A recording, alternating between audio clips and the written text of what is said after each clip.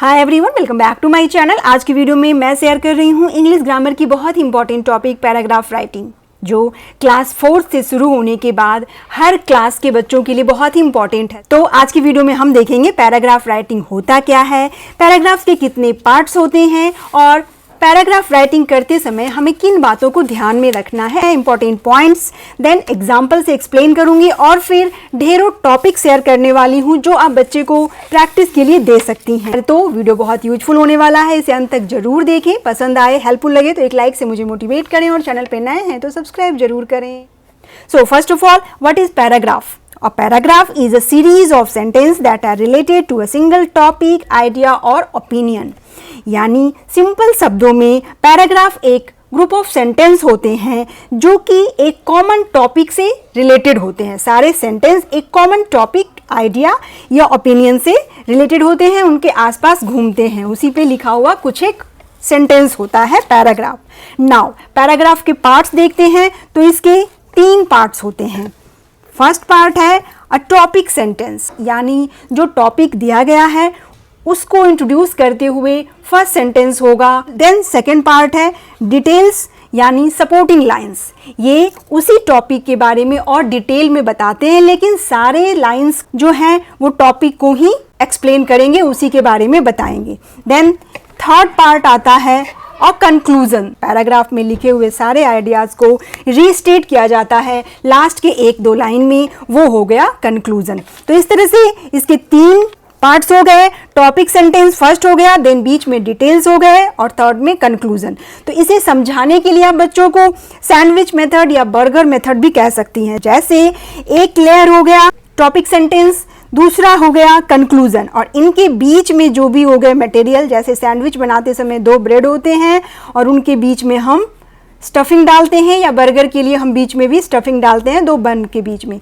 तो ये इस तरह से बच्चे को एक्सप्लेन किया जा सकता है कि पैराग्राफ भी ग्रुप ऑफ सेंटेंस हैं, जहां एक टॉपिक सेंटेंस इंट्रो है, एक ब्रेड सैंडविच का और दूसरा सैंडविच का ब्रेड कंक्लूजन है, और बीच में सारे उसके डिटेलिंग या सपोर्टिंग लाइंस होते हैं। तो इस तरह से पैराग्राफ के 3 पार्ट्स हो गए, इंपॉर्टेंट पॉइंट।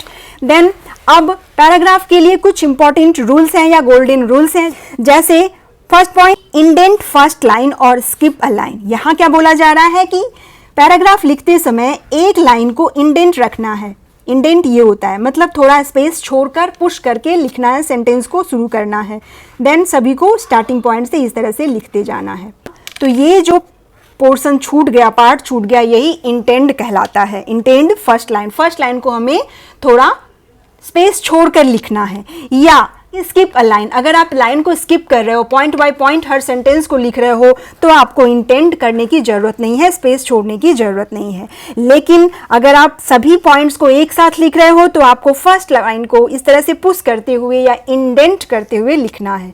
ये इंपॉर्टेंट बात हो गई। देन 1 पैराग्राफ 1 सेंट्रल आइडिया, मतलब एक पैराग्राफ में एक ही टॉपिक होता है और उसी टॉपिक के बारे में बातें की जाती हैं।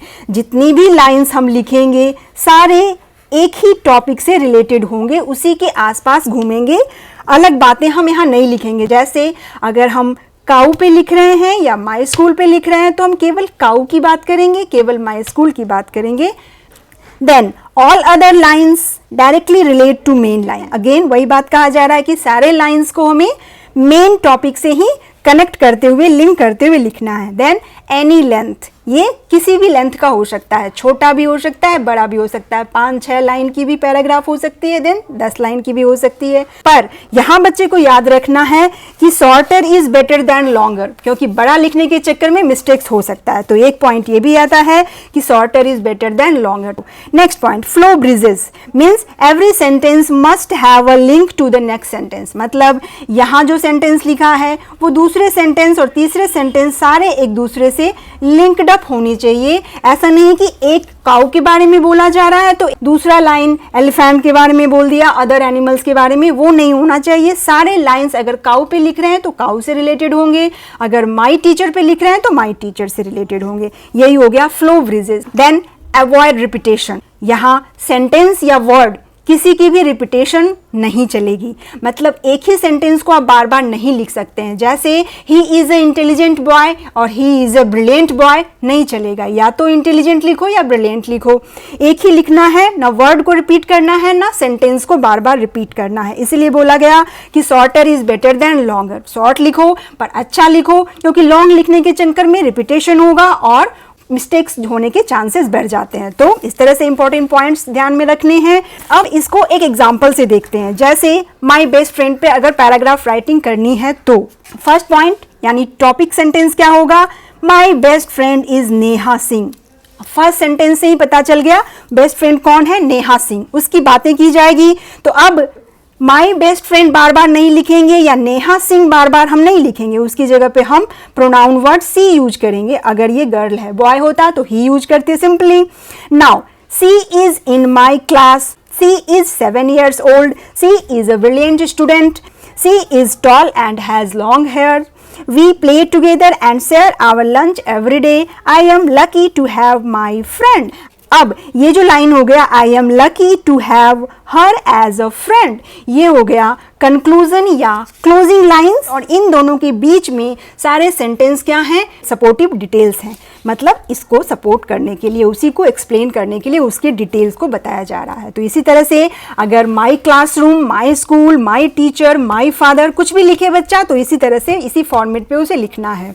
नाउ अब एग्जाम्पल देखते हैं उन टॉपिक्स की जो आप बच्चे को धीरे धीरे उनके फ्री टाइम में दे सकती हैं, वो लिखें और इस चीज़ को अच्छा कर पाएँ, इम्प्रूव कर पाएँ। जैसे माई classroom, my teacher, my school, my class teacher, my favourite teacher, my family, my father, my mother, my house, my town, my village, my favourite season या रेनी सीजन, समर सीजन, कोई भी season का नाम दे सकती हैं। My favourite food, my favourite game या cricket, football, my favourite animal, my pet animal. Then कुछ डिफरेंट और डिस्क्रिप्टिव पैराग्राफ राइटिंग के लिए इस तरह के टॉपिक्स दीजिए, जैसे अ मेमोरेबल फैमिली सेलिब्रेशन या memorable birthday celebration, my role model, a visit to the zoo, benefits of reading books या doing yoga, doing exercise, why my mom and dad are greatest. Then इसी को इस तरह से दीजिए, right a paragraph about your bedroom, your garden, your holidays, your vacations, your last vacations. तो इस तरह से डिफरेंट टॉपिक बच्चे को दीजिए, जिससे उनकी डिस्क्रिप्टिव और नैरेटिव राइटिंग स्किल डेवलप होगी। वो खुद को एक्सप्लोर कर पाएंगे इन डाइवर्स टॉपिक के साथ, उनकी क्रिएटिविटी और डेवलप होगी उनकी राइटिंग स्किल।